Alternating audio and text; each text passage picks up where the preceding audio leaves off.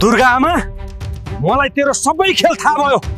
अब तँलाई मैले छोड्दैन, मार्दिन्छु। तेरो षड्यन्त्रले गर्दा कमला र मुनाले मालाई डिभोर्स दिएका रहेछन्। अब तँलाई जेल हाल्छु। दुर्गा आमा, हजुरको षड्यन्त्र सबै थाहा भयो। अब हामी दुवैजना रामसँग मिलेर बस्छौं र हजुरलाई सजाय दिन्छौं। साथीहरु, हजुरहरुलाई बुहारी सिरियल मन पर्छ भने हाम्रो च्यानललाई सब्स्क्राइब गरेर सँगै रहेको नोटिफिकेसन बेल आइकनलाई पनि अलमा गरिदिनु होला। यति बेला भने बुहारी सिरियलमा दुर्गा आमाको षड्यन्त्रले गर्दाखेरि राम र मुनाको पनि डिभोर्स भइसकेको छ। दुर्गा आमाले भने अहिले रामलाई बर्बाद बनाउनको लागि परिरहेको छिन्।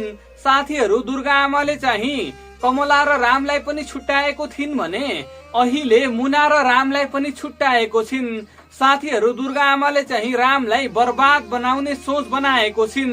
उता साथीहरु, विक्की र विशाललाई पनि दुर्गा आमाले जेलबाट छुटाएर लुकाएर राखेको छिन् भने अहिले साथीहरु रामलाई उनले बर्बाद बनाइरहेको छिन्।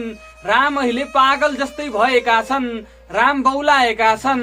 दुर्गा आमाले मालतीसँग मिलेर कमलाको बिहे पनि अब गरिदिनु पर्छ र रामलाई पागल बनाउनु पर्छ भनेर सोच बनाइरहेको छिन् भने उता साथीहरु घरमा गएर कमलाको आमासँग बिहेको कुरा गरेका छन् र कमलाको आमाले पनि कमलालाई दिनदिनै बिहे गर्नको लागि एकदमै भनेको भनै छिन्। साथीहरु, कमलाले भने मैले अब बिहे गर्दैन भनेर भनिरहेको छिन्, तर कमलाको आमाले चाहिँ तैँले बिहे गर्नै पर्छ भनेर विभिन्न फोटोहरू देखाइरहेको छिन्।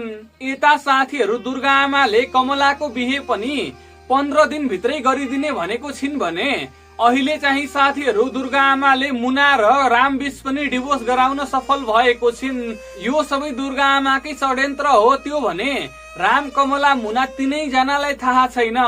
अब साथीहरु, दुर्गा आमाको सबै षड्यन्त्रहरू राम, कमला, मुना तीनैजनाले थाहा पाएर दुर्गा आमाको पर्दाफास गर्नुपर्छ भन्ने मलाई लाग्छ। हजुरहरूलाई के लाग्छ तल कमेन्ट बक्समा कमेन्ट गरिदिनु होला। साथीहरु, आगामी भागहरूमा भने अब राम, कमला, मुना पहिलेको जस्तै मिल्नु पर्छ भन्ने मलाई लाग्छ। हजुरहरूलाई के लाग्छ त? हस्त साथीहरु, आजको लागि यति नै। हजुरहरूलाई बुहारी सिरियल मन पर्छ भने हाम्रो च्यानललाई सब्स्क्राइब गरिदिनु होला।